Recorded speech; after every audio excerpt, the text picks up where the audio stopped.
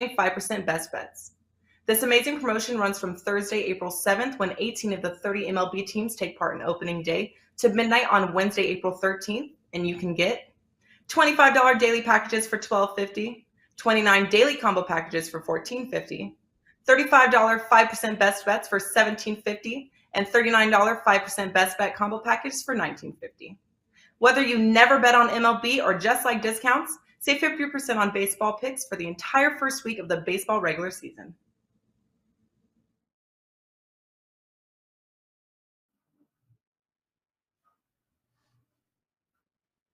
Hey guys, welcome in a very, I guess happy Friday here as we have welcomed in the month of April 8th. And you guys know what that means here. It means we are that much closer to the Derby, and we all know it, and we are excited about it, especially since we've got our two favorite pundits with us here today as Marco D'Angelo finally returned the Brinks truck that he borrowed last weekend there to cash all those tickets at the Florida Derby. And, of course, Sig joining us here as well on this Friday, gentlemen.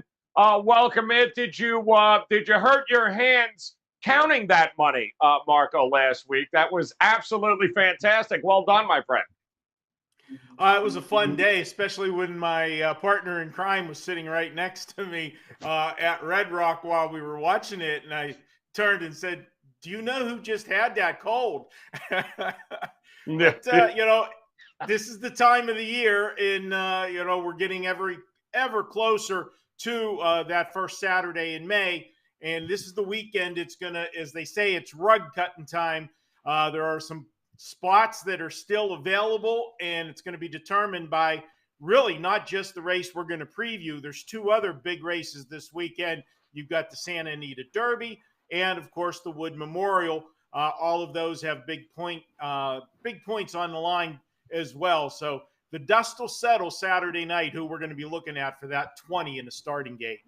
Yes, no, it will. Now, Sig, be honest, how painful was it to have to sit next to Marco at Red Rock as he's counting those tickets and money? And are you amazed? And I think it's refreshing, but we've made it through, a month on the road to the Kentucky Derby? And I don't think we've mentioned Bob Baffert once here, Sig. That's got to be a record of some sort, isn't it? Bob Baffert always gets a mention on this show, usually in a negative light, but I don't think he's going to be a guest anytime soon. But you know what? It wasn't too bad. I'm happy for Marco. He had a good weekend last week. But we're dealing with Super Saturday tomorrow, and we got the Bluegrass, like Marco said, the Wood at Aqueduct, and we got the Santa Anita Derby or some horses I'm looking for. Definitely, I love in Keeneland right now, though. It's kicking my ass so far the first four races today. And but tomorrow I'm looking forward to seeing Mo Donegal in the Wood, and I'm looking forward to seeing Forbidden Kingdom in the Santa Anita Derby. So we'll see how they perform here. But let's get to the Bluegrass, Joe. Yeah, I love it. The Bluegrass, it is opening weekend for Keeneland here, guys. We will run through the 12-horse field here, but I do want to remind you quickly, guys, over at WagerTalk.com, the opportunity presents itself to make it one hell of a profitable weekend. And, of course, Sig's daily racing reports are ready to go, guys, over at his page at WagerTalk.com, wt.buzz/Sig. All you got to do is sign up for those, guys. You will get those delivered by 9 a.m. race day each and every day. So awesome stuff there from Sig. And, of course, Marco right now giving you an opportunity for a 3-day all-access pass, just $59, guys. That gives you access to every NBA, Major League Baseball now, along with his NHL, and, of course, all of his horse selections here throughout the weekend. And nobody, guys, was more profitable. Actually, the number 2 most profitable handicapper at WagerTalk in the MLB last year here, guys. And in hockey, he's on a 42-18 run right now in his last 60 NHL plays. So there is money to be made, guys. Head over to Marco's page at WagerTalk.com. All access, just $59 now. All right, gentlemen, we're heading to Keeneland, and we are talking the Bluegrass Stakes, the Toyota Bluegrass Stakes. Don't want to leave them out there. And we're going to start here with number 1. And it's got to go to Marco because I see the number 2 horse is 20-1. So, Marco, we'll come to you with Command Performance here to start us off. And I believe Irad Ortiz Jr., Todd Pletcher. Doesn't get any better than this combo. What do you think? Yeah, and just because of that combo and the fact that they spent $220,000 for this horse as a yearling, this horse is going to get overbet, in my opinion. He's sitting at the morning line of 12-1. I expect this will be one of those buzz horses this weekend because Pletcher needs a good showing to get this horse in the starting gate for the Kentucky Derby. But I'll tell you what, everybody's going to say, hey, he finished second last time out. It was his first start of the season. He needed a start. He'll be better today. I agree with that 100%, okay? But how much better does he have to be today? He got beat by 5 open lengths in that last race. That wasn't a stakes race he was in, my friends. That was a maiden special weight. And that maiden that beat him is the 2 horse that Sig's going to get to talk about at 20-1. That horse ran away and hid from Command Performance in that race. I will have this horse on the bottom end of exotics, but I'm not going to put this horse in the win column for this race. I think that this is too much to ask of a horse, lightly raced, still racing in maidens. He's been a bridesmaid too many times. I'll pass on Command Performance for the win, but I will put him on the bottom end of the exotics. All right, good stuff there. Number 2, how about Fenwick, Sig? Paco Lopez on board, Tampa Downs coming into town. What do you think here? Yeah, Joe, Marco just mentioned Fenwick beat Command Performance, the 1 horse here in his last race back last month at Tampa here. He began his career in the barn as trainer Steve Asmussen. He was unable to break his maiden, though, in 4 starts for that barn. He finally broke his maiden last month there in that race at Tampa. That race was for trainer David Fisher, but now he's racing for the barn of Kevin McCathan, which really leads me to believe what the intentions are with this horse in here. Is his 3rd trainer since last fall. And it looks like we have Derby fever. We want to go to the Derby. Let's find a trainer that will enter us in the Derby prep race here. In his races for Steve Asmussen's part, he sat off the pace. But in last month's when Paco Lopez took him right to the front, he never looked back, and he went wire to wire there. He's going against a much more experienced field here today. They should eat him alive late in the race if he goes to the front again here. He hasn't shown much so far in his career, and I don't expect that to change on Saturday. Fenwick's going to be a toss for me. All right, he's tossing 2. We'll go to 3 here, and Trademark, another Tampa Bay Downs connection here, Marco. What do you think we're going to get from Trademark at 30-1? There's got to be some kind of mistake here. This horse is 30-1. Sig doesn't get him. What? I got to talk about it? Okay. Trademark here. I'm going to try to be nice and find the good things to say about Trademark. This is his 3rd start off of a layoff. We know that that's the best in a form cycle. His last race, he raced throughout that race in tight quarters and actually held decently game through the stretch. Although he got beat, I finished 5th in this race. After you got the clear winner in that race, it was basically like a 4-horse battle for second, and they were all there at the wire together. That's the good things to say. Oh, one more good thing. Picks up Rafael Bejarano as a jockey, so that should improve him a little bit as well. After that, I don't got anything else good to say about this horse because the horse that he got beat soundly by was Classic Causeway. And now we're seeing with some of the subsequent races from the horses that had been racing on that circuit, that might not have been the best or toughest path to the Kentucky Derby. So Classic Causeway came back and raced horribly last week. So that puts up a big red flag, and it's going to put a big red mark through my program, scratching him out. No trademark for me, and if you want, you can go ahead and trademark that. All right, well, that's it. 2 and 3. Toss! Going to number 4. Let's see what Sig thinks of Zandon number 4. 5-2 morning line. Chad Brown, Flavian Pratt. Been a little while since we've actually seen this horse run here, Sig. So what do you think? Risen Star, I believe, was the last time. That's correct, Joe. Yeah, he was 3rd in the Risen Star here. He's been lately raced. This will only be his 4th career start. for Chad Brown. He's out of Upstart. He's looked very impressive in his short career, breaking his maiden debut at Belmont last October. Followed that up with a second-place finish in December in the Remsen at Aqueduct. There was an inquiry in that race. He lost to Mo Donegal, who I mentioned earlier, will be in tomorrow's Wood. They had a little bit of bumping in the stretch here. He only lost by a nose in that race, so nothing to be ashamed about there. After a 2+ month layoff, he returned to make his 3-year-old debut at Fairgrounds in that Risen Star. He finished a closing third to Epicenter and Smile Happy, and he was making up ground after hopping out of the gate. So even after that bad start, he finished a close third in that race there. Chad Brown won this race back in 2018 with Good Magic, and who he went on and finished second in the Kentucky Derby that year. I think Zandon's going to take a similar step forward here on his second start for layoff. Any improvement in his speed figures should put him right into the mix here. Zandon is a top win contender, in my opinion. All right. Number 4, Zandon there. Number 5 now, Marco. Volcanic for Mark Casse, who I guess dusts him off here and puts him in this race at 20-1. What do you think? What do I think? I got another long shots. What I think here. Volcanic.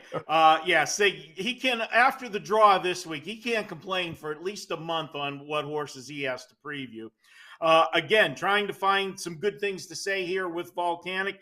He did finish third in his last race. That was the Sam Davis. Oh, what was that? That was another one of those races with Classic Causeway. So question mark on how tough that field was in that race. Go back, I will say something nice about him. He ran a game race, basically from the top of the stretch home. Him and Charge It went at it head-to-head, and he ended up prevailing by a neck. Now, if you watch last week's races, Charge It, the horse that finished second, a game second, and to be honest with you, from all the horses last weekend, Charge It impressed me the most, even though he finished second.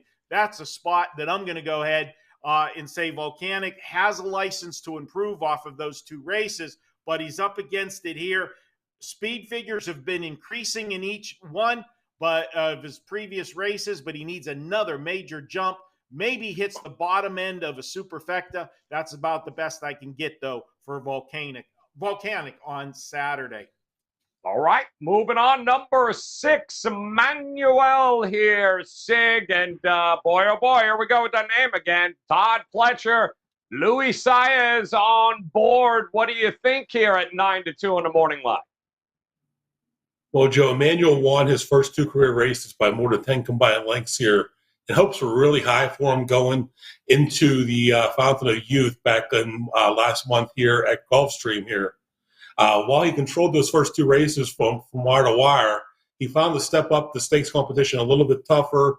And while he was on the early pace, he was 5 wide coming down the stretch. He covered a lot of ground in that race. Now that Todd Pletcher's had another month to work with him, I believe this colt should be more fit on Saturday and look to Saez to work on a much better trip than he gave him in the Fountain of Youth there. Like White Barrio last week in the Florida Derby, Emmanuel needs a first or second place finish in the Bluegrass to have any chance of making the starting gate at Churchill next month. So I expect the best effort out of him here. Saez won this race last year with Essential Quality, and this is another colt that has a pedigree for the distance. I expect a much better trip, and if Emmanuel learned anything from his first foray into the stakes competition, he should be a challenger here. I think he's a win contender. All right. Boom. Number 7, cruising here at Golden Glider. Oh, Marco, just 20-1 here for Ricardo Santana Jr. and Mark Casse. What do you think of this Golden Glider number 7? Well, you notice, Joe, I'm trying to be nice with all of these horses that I drew today and say nice things about them. I will say Golden Glider at 20-1 is a horse that by the speed figures, he's had 4 career starts. Each and every start was better than his previous start. That's something you want to see on a horse heading in that direction, especially a horse that's only had 3, 4, or 5 starts. We say these horses have license to make a big jump. He will need one more big jump to become competitive in here. It's going to sound like a broken record with it. Again, he's coming out of the races that we're starting to question. His 2 previous races were the Classic Causeway races. Although he improved in both of those, the competition has been suspect. I can only use him on the back end of the try or super at a price. He does pick up Ricardo Santana. That is a jump up driver-wise, so we'll see if that makes a difference this week. But again, this is only a bottom end of the exotics. You're doing well, Mark. I mean, it's now I know why you're doing it, because of this next horse here with Ethereal Road. You don't want to talk about your D-Wayne Lucas. Who you kidding, Sig? It's all you, man. Ethereal Road. Talk to us here at 15-1, or actually, I'm sorry, 20-1 here on the morning line. Well, Joe, I just want Marco to know that's how I feel every week with all these 20-1 and 30-1 long shots. So, how's it feel? Woo! Let's get to Ethereal Road here. He was ready to punch his ticket to the Derby in the Rebel at Oaklawn back in February when he made a sweeping move on the turn. He took the lead in the stretch, and he was racing wide the entire race. The wide trip, though, came back to bite him in the ass at the wire, though, as Unojo found some extra right at the end there, made a nice leap up, and won by half a length at 75-1 that day. The wide trip did not do this quality road colt any favors, and he gave it all he had in that effort there. Trainer D-Wayne Lucas has been working with him consistently since that effort, so his fitness should not be a question on Saturday, but this will be a much tougher field than he faced in the Rebel. Lucas's best 3-year-old was a filly, Secret Oath, who ran last week in the Arkansas Derby. Came up short. It doesn't appear that this colt's going to get him another Kentucky Derby, because while his last race was impressive, he has not shown the speed necessary yet to compete with this field here. Use him lightly on some of your deeper exotic tickets, as his closing ability could get him up late to get a piece of your tickets, but I don't consider him a win contender against this field. All right. Well, we'll move on to number 9. Let's see what Marco thinks of Rattle and Roll here. 8-1 morning line. Kenny McPeak, Brian Hernandez Jr. What do you think here, Marco? Well, I finally get a horse in single digits today to talk about. And you know what? I'm going to bash him. And we've been on Rattle and Roll a couple times here. Fool me once. Okay, fool me twice, no. But you ain't getting me on the third one. This horse is going in the wrong direction. And honestly, I think they're pushing the panic button here. Obviously, they need points for the Kentucky Derby. This is a horse that was a $210,000 yearling. A lot of high hopes after its 2-year-old season in the Kentucky Derby future pool and so forth. But his first race was a very dull effort. We all jumped on, and I said it too.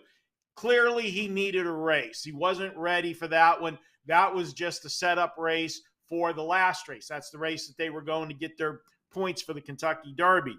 But what happened? Another flat effort. He got up to be 4th in that race, but he was never a factor in the race. So what are they doing? They're bringing him back on 3 weeks rest. Not only are they bringing him back on 3 weeks rest, this will be the 3rd race in 5 weeks. You don't do that in horse racing with thoroughbreds, not on this level of competition. And it's why the Triple Crown is so hard to win.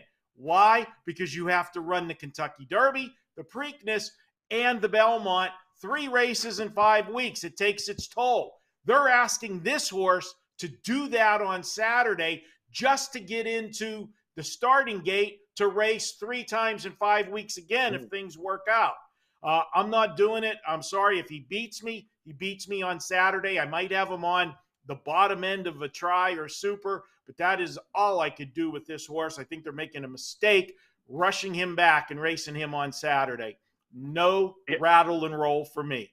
He ain't rattling, rolling, but he only needs a 3rd place finish to punch that ticket to Churchill, so we'll see if he can get a piece of that while we move on. Oh, here it is. Smile Happy, number 10. Look at that, Sig. 9-5. Go ahead, tell us what you think of Corey Lanier in this one. Yeah, Joe, 9-5. This is our morning line favorite here with Smile Happy. He was undefeated as a 2-year-old.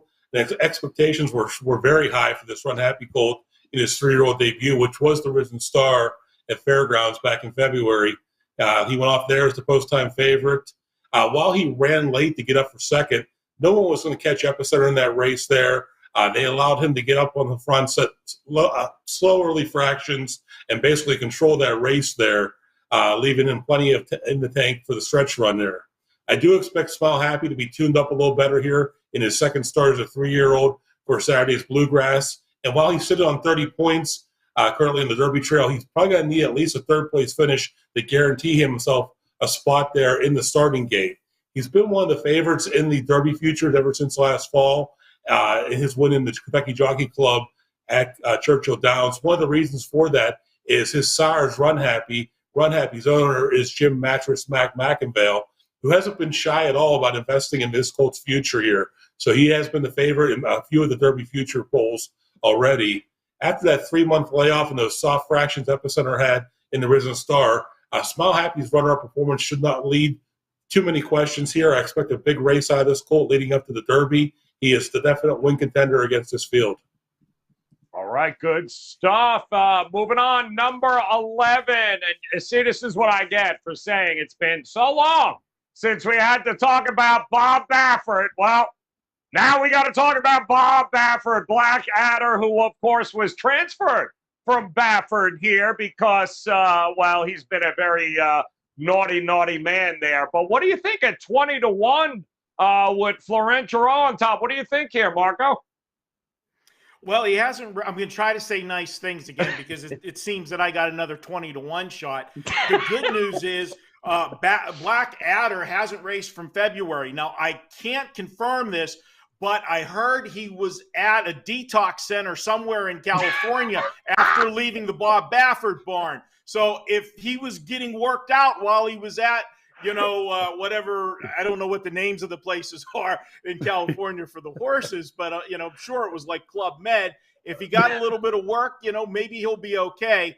But that's about the only good thing I can say. This horse has won his last 2 races, but they were nowhere near the competition, maiden special weight and then allowance race. Also, you look at this race and see the speed figures. He is not within 10 lengths of anybody in this race with his speed figures. Yes, he's had 3 straight races in which they have gone upwards, but his high speed figure from Equibase, 85. He's going to need to run upper 90s to get a sniff of this today. I don't see it. It's a pitch, but at least he's not in the hands of Bob Baffert anymore. Yeah. There's always a positive, Marco. Glass half full. That's what I'm talking about. All right, finally, we have Grantham, number 12.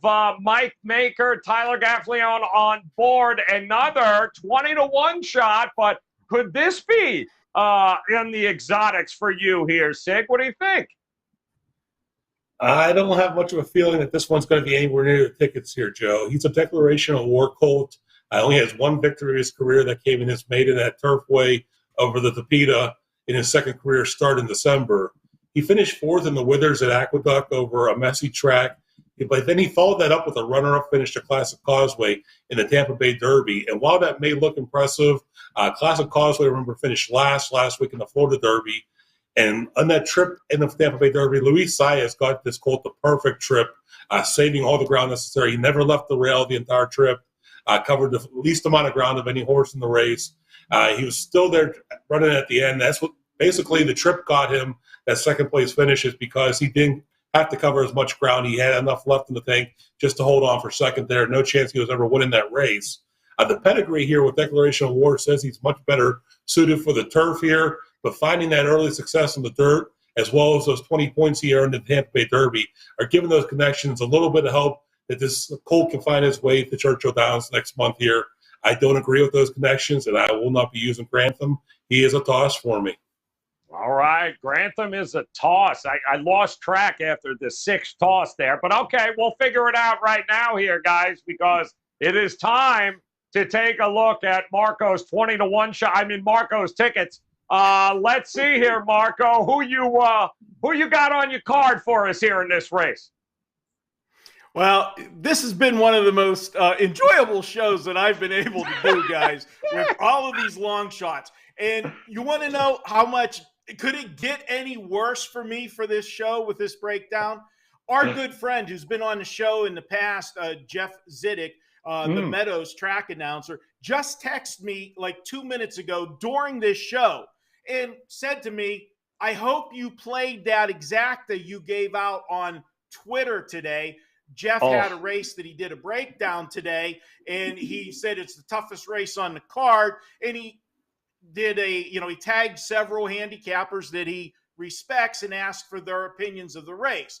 Well, apparently, while I was doing this show and did not put the bet in, I gave out a $70 exacta, boys. Oh, yeah, it just doesn't get any better. So now, Joe, here are my picks for. I wish the fans could see the 3-shot of our man Joe right now of what he is doing in studio. When I get done, I'm going to be doing the same. I've got a lot of even numbers for my horses this week here in the Bluegrass. Shocker! I don't have a single odd horse. We're going to start with number 6, Emmanuel. And Sig broke this horse down well. But I'm just going to point out, of all the replays that I watched leading into this race, this horse had the worst trip, the worst drive. I don't criticize Saez that often, but that was an absolute pitiful drive. He missed the gate coming out. Then he had the 8. He was post 8. He got pinched between the 7 and 9, had to take back. So instead of taking back and tucking, trying to get save ground, no. What does Saez decide to do? We're going to run this horse 4 and 5 wide through 2 turns. Oh, that was great strategy. I think if you did the Trackus numbers, you had to span out, because I've never seen a horse run in an entire race as wide as he did, and he still was game in that race. And by the way, the horse that beat him and ran away from him in the stretch crossed right over in front of him, and Saez had to pull his horse for a second, lost a little bit of momentum. So I'm going to come back with Emmanuel and say, Saez, please get to the front or find a ground-saving trip. You've got a lot of horse here. Get your points. Get in the Derby. This is a horse that's on the improve. I agree with the 4, Zandon. I liked his last race. He is moving in the right direction and will be better off of that start. Smile Happy is the logical horse. I have to put him on my ticket here. He's not really bred to be a Kentucky Derby horse distance-wise, but he's running past his sire. No pun there with the sire being Run Happy, who was a better sprinter. And last but not least, yes, I do have a long shot, but it was an even number horse that I did not get to talk about. Ethereal Road. I do not understand how they have this horse at 20-1. If you go back and watch that last race, and if you really want to get some knowledge, go back and watch our preview to that last race when I told everybody to bet this horse at a big long shot with the 9 in that race, which unfortunately they ran 4, 8, 9. The one-eyed horse, he used that one eye to sneak up the rail and come from the clouds to get up in the last step to beat me on a major, major score last time out with these 2.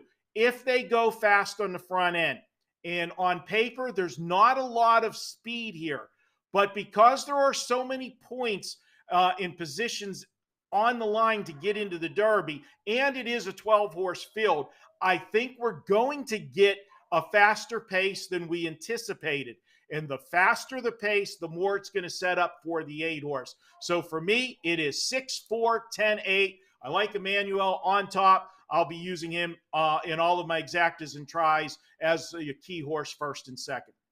6-4 and 10-8 for Marco. That boy's 2-4-6-8. Who do we appreciate? I'm still trying to get over the whole damn $70 exacta we missed.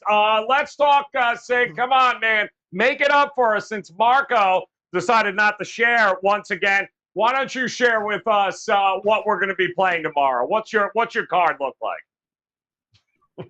Well, Joe, technically, Marco shared it with the world because he did put it out there on Twitter. He just didn't tell us to bet it. So, I mean, technically, he did share. Good point. But, let's get to my picks here. Guys, I landed on Zandon here as my top selection. Talked about him already, as well as the 10 Smile Happy, my second choice.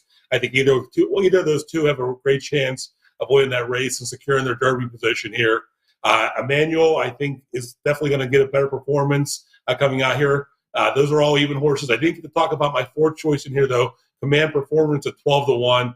The other top Pletcher in this field here, he's out of Union Rags. He's still a maiden, actually, guys. That's often a negative with a maiden still racing against his top-tier competition. But in this case, I don't believe it's going to be much of a factor here, as he's already raced against some very good company, including that runner-up finish to Jack Christopher in the Champagne Stakes. And he also ran in the Breeders' Cup Juvenile, finishing fourth there behind a couple good horses in Corniche, Papa Cap, and Giant Game. Irad Ortiz takes the mount here, which he has for all three of this Colts. I'm sorry, for three of this Colts' 4 career races. That's a positive, as I'm sure Ortiz had his choice of horses in the Pletcher barn to run this weekend. He ran an impressive 102 Equibase speed figure in that second career start in the Champagne, going a mile, and his pedigree screams distance here. You look at the most recent speed figures; they're not that impressive in there, but I think Pletcher's going to have this horse ready to be fired up on Saturday. I do expect a command performance from him. Not sure if he's going to be good enough to win here, but I think definitely use him underneath. He could be a long shot contender, but there's a lot of early pace that could eat him up. But he should be a price, and I did use him on the bottom of my tickets.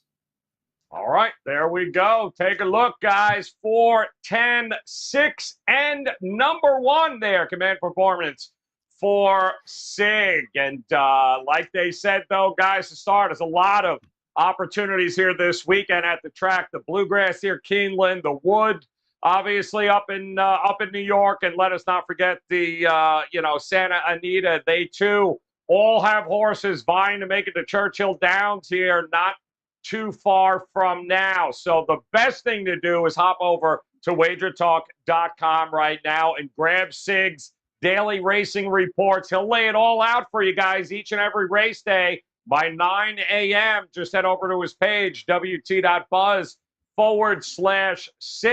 You can also grab every one of Marco's plays this weekend. We're talking NHL, in which he's on a absolutely unbelievable run of 42-18 in his last 60 NHL plays, guys. He's also MLB underway, NBA, and let us not forget those races we just spoke about. You get every one of his selections, $59. Get every play for 3 days, including any of his 5% best bets there, guys. $59 at Marco's page at WagerTalk.com.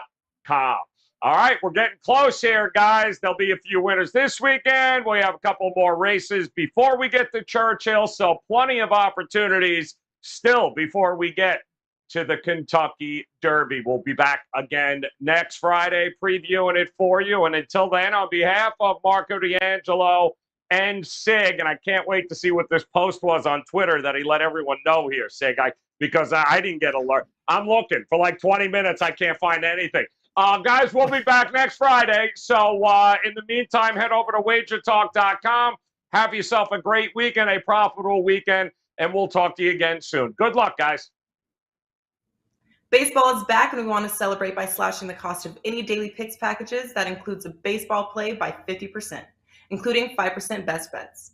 This amazing promotion runs from Thursday, April 7th, when 18 of the 30 MLB teams take part in opening day, to midnight on Wednesday, April 13th, and you can get $25 daily packages for $12.50, $29 daily combo packages for $14.50, $35 5% best bets for $17.50, and $39 5% best bet combo packages for $19.50. Whether you never bet on MLB or just like discounts, save 50% on baseball picks for the entire first week of the baseball regular season.